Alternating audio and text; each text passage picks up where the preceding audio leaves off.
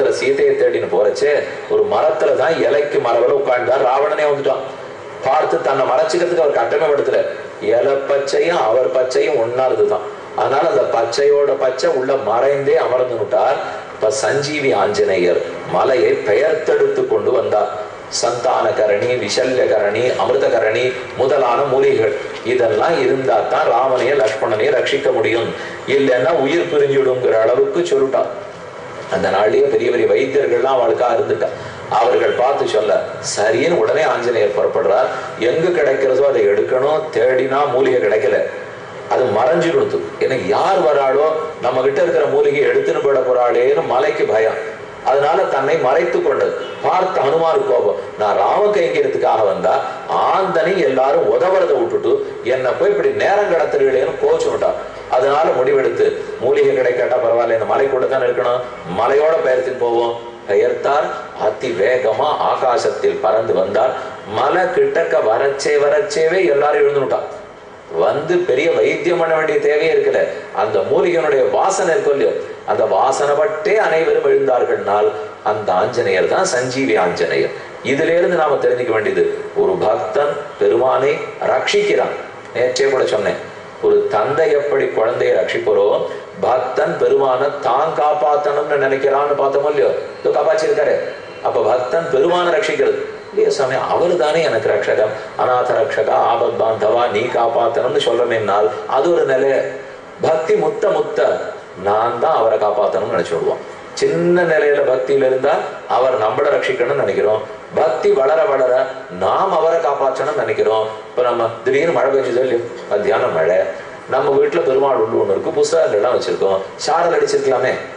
நம்ம வந்து அப்பளம் வடாம் காய போட்டிருந்தோமே நனைஞ்சு போடுத்து வரணுமோ, வத்தல் வடாம் போட்டிருந்தோமே என்ன ஆச்சோ, விறகு வாங்கி வச்சிருந்தோமே என்ன ஆச்சோ, வைக்கோல் போர் வச்சிருந்தோமே என்ன ஆச்சோ, பெருமாள் அந்த ஓரமா தானே இருந்தார் என்ன ஆச்சோ, யாரா நினைச்சிருக்கோமோ. மற்ற எல்லாத்தையும் நினைப்போமே தவிர அங்கேயே தானே நம்ம படம் மாட்டிருந்தோம். குருவாயூரப்பன் படம் இருந்தது, அவர் எங்கேயா நினைச்சு போட்டாரோ ஞாபகமே வரதில்லை. அது மழையெல்லாம் பெருமாளை ஒண்ணு பண்ணா சுவாமி, நீங்க ஏன் கவலைப்பட்டிருப்பார், அவர்லாம் சௌக்கியமா இருப்பார். விறகுதான் நினைச்சு போடும், அவருமா நினைச்சு போடுவார். இந்த நினைவு இருக்குன்னு வச்சுக்கோ, பக்தி முத்தலேன்னு அர்த்தம். ஒருத்தனுக்கு பக்தி அடிப்படையா இருக்கு, கொஞ்சமா இருக்குன்னா அவருக்கெல்லாம் ஒன்னும் ஆகாது, எல்லாம் அவர் காரியத்தை அவர் பார்த்துப்பார் இப்படிங்கிறான். அதே பக்தி முத்த நான் தான் அவரை ரட்சிக்கணும். ஒரு நாள் கார்த்தால பால் நைவேத்தியம் பண்ணலைன்னா குழந்தை வயிறு வாழிடுமே என்ன நம்ம நினைக்கிறோமா. பிரசாதம் சுட சுட இப்பதான் சாதம் வலிச்சுட்டே இருக்கும்.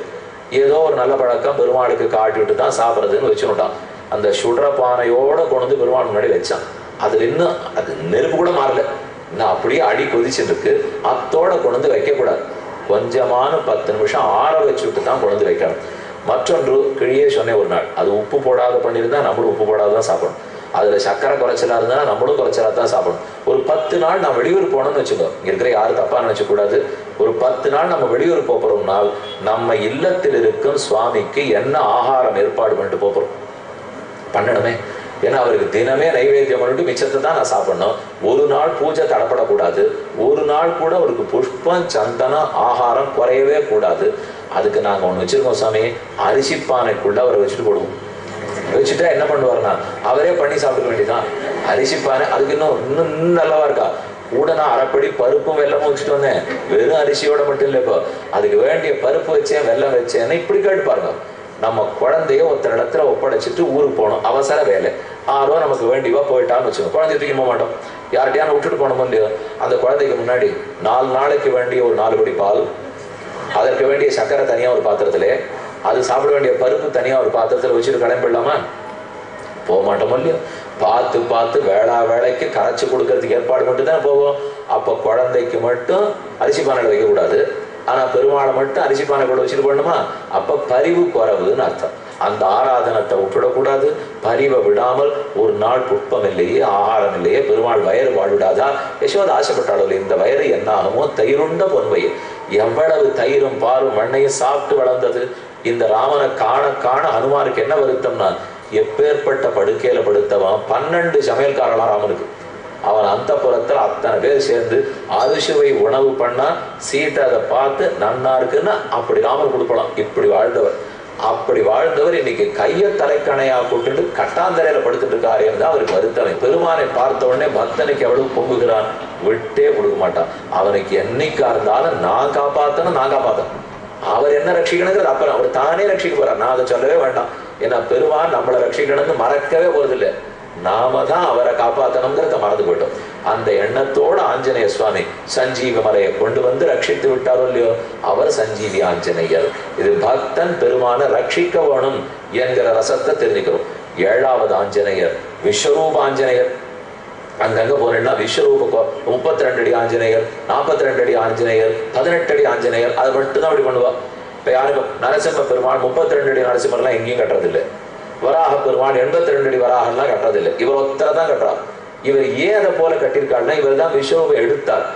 எடுத்தது மட்டும் இல்லை, வால்மீகி சொல்லும் போதே எப்படி திருவிக்கிரம பெருமான் உலகத்தை பெரிய உருவத்தோட தாவி அளந்தாரோ அதை போல் ஆஞ்சநேயரும் விஸ்வரூபமாக பெரும் உருவத்தை காட்டி ராம கைங்கரியத்தை பண்ணாருன்னு எழுதிவிட்டார்.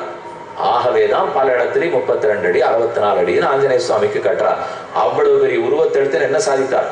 எல்லாம் ராம கைங்கரியத்துக்காக எடுக்கப்பட்ட உருவம். தனக்காக அவர் அந்த உருவத்தை எடுத்துக்கவே இல்லை. எப்ப தான் பார்த்தாலும் இவ்வளவு சின்ன ஆஞ்சநேயர் பல பேரிடத்துல பார்த்திருக்கேன்.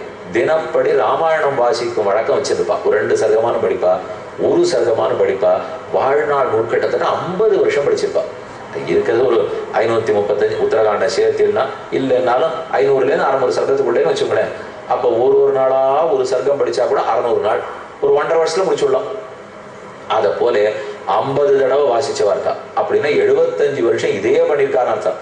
ராத்திரி எத்தனை நேரம் கழிச்சு வீட்டுக்கு வந்தாலும் அப்ப நீராடி விட்டு ஆச்சார ஆடை எடுத்து அணிஞ்சிட்டு ஒரு சர்க்கம் படிச்சுட்டு ஒரு 2 கல்கண்டு ஒரு திராட்சை அந்த ராமருக்கு காட்டுட்டு தான் சாப்பிடுவோம். அதை போல ரொம்ப நாள் வழக்கம் வச்சிருந்திருக்கா.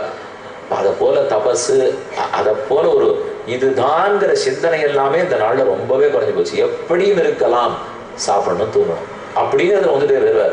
இல்லை இப்படித்தான் சாப்பிடணும், இப்படித்தான் தூங்கணும், இதை பண்ணிவிட்டு தான் சாப்பிடணும், ஆடை இப்படித்தான் உடுக்கணும், நீராட்டம் இப்படித்தான் இருக்கணும், ஏன் அதை விட்டு கொடுக்கணும் சொன்ன அதெல்லாம் பண்ண கஷ்டமா இருக்கேன்னால் கட்டமே இருக்காது. நீங்க அப்படி இருந்து பாருங்க, அப்புறம் தான் வாழ்க்கை எவ்வளவு சுலபமா மாறுறது, எத்தனை ஆனந்தமா மாறுறதுன்னு தெரியும்.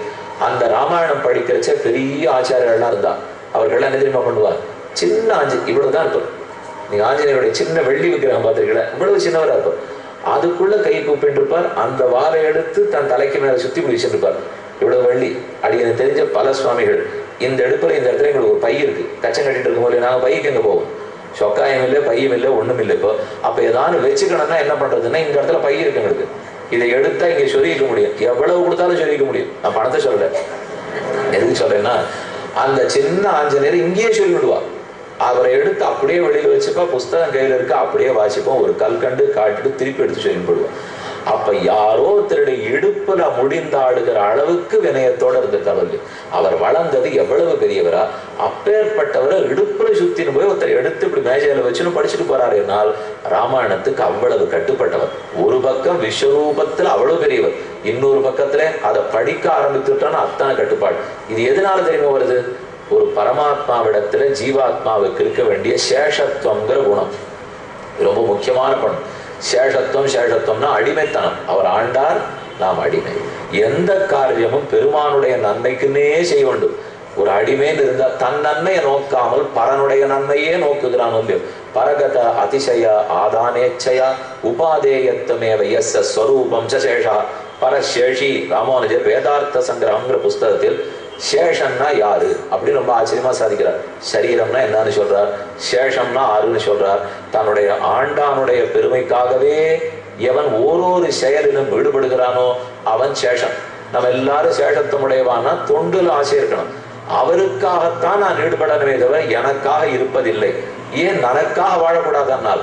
உடலே அவர் கொடுத்தது, வாழ்க்கையே அவர் கொடுத்தது, உயிரே அவரது. அப்ப எப்படி எனக்காக நான் வாழ முடியும்?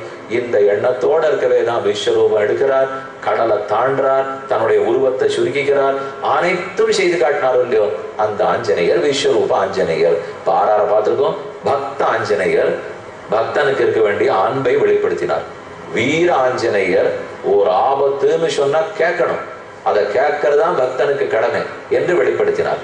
வினய ஆஞ்சநேயர் பணிவோடு இருக்க வேண்டும். பெருமானிடத்துல நம்முடைய பட்டாட்டாபத்தை காட்டக்கூடாது. யோக ஆஞ்சநேயர் எப்போதும் பெருமானோடையே இருக்க வேண்டும்.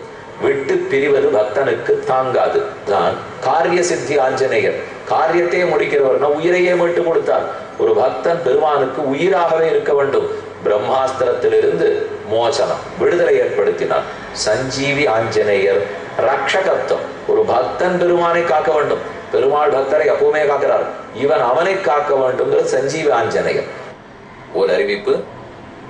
டிசம்பர் மாதம் 22ஆம் தேதி முதல் 27ஆம் தேதி வரை சென்னை ஆழ்வார்பேட்டை வீனஸ் காலனியில் உள்ள ஆஸ்திக சமாஜத்தில் மாலை 6:30 மணிக்கு உபனிஷத்துகள் கதையும் கருத்தும் எனும் தலைப்பில் தைத்திரிய உபனிஷத்தை விளக்கி அடியனுடைய உபன்யாசம் நடக்கவிருக்கிறது.